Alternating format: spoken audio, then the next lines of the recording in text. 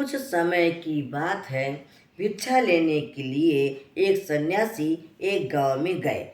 गांव में जाकर वह एक दरवाजे पे खड़े हो गए और उसने पुकारा, माँ कुछ भिक्षा मिलेगी, कुछ भिक्षा मिलेगी। भीतर से आवाज आई, थोड़ी प्रतीक्षा करनी होगी, मैं अभी अपने पति के सेवा में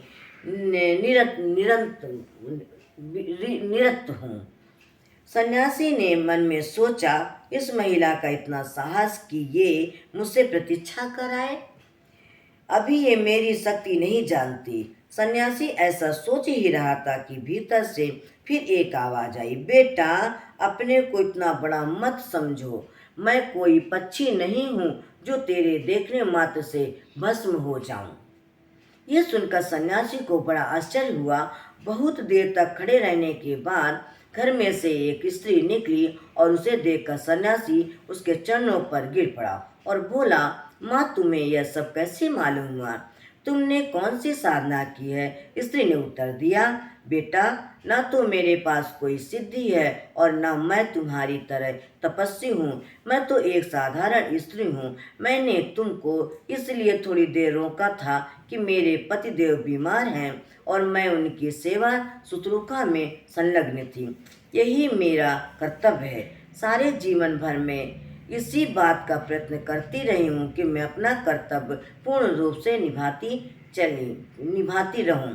जब मैं अविवाहित थी तब मैंने अपने माता पिता के प्रति कन्या का कर्तव्य पूर्ण किया था और अब मेरा विवाह हो गया है तो मैं अपने पतिदेव के प्रति पत्नी होने का कर्तव्य पालन करती हूँ। बस यही मेरी साधना है। अपना कर्तव्य करने से ही मेरे दिव्य चक्षु खुल गए हैं, जिससे मैंने तुम्हारे विचारों को जान लिया और मुझे इस बात का भी पता चल गया कि तुमने वन में क्या क्या किया है।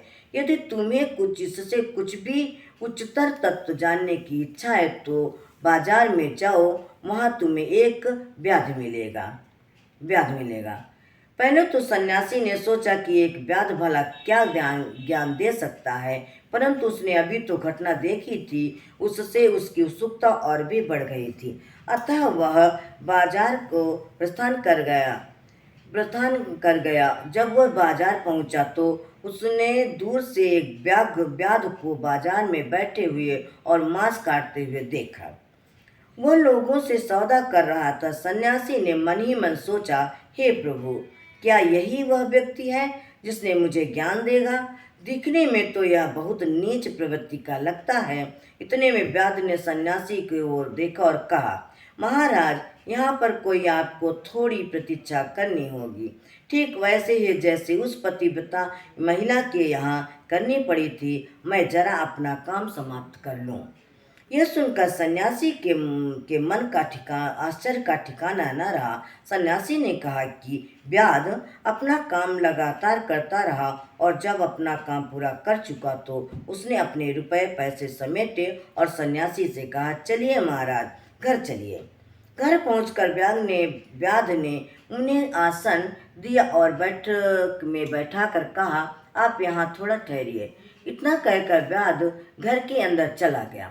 वहाँ उसने अपने वृद्ध माता पिता को स्नान कराया, उन्हें भोजन कराया और फिर वह उस सन्यासी के पास आया और उनसे बोला, महाराज, आप मेरे पास आए हैं, अब बताइए मैं आपकी क्या सेवा कर सकता हूँ। सन्यासी ने उससे आत्मा या परमात्मा संबंधी कुछ प्रश्न किए और उनके उत्तर में व्याध ने उन्हें तो उपदेश दिया, वही महाभारत में प्रसिद्ध आख्यान के रूप में वर्णित है।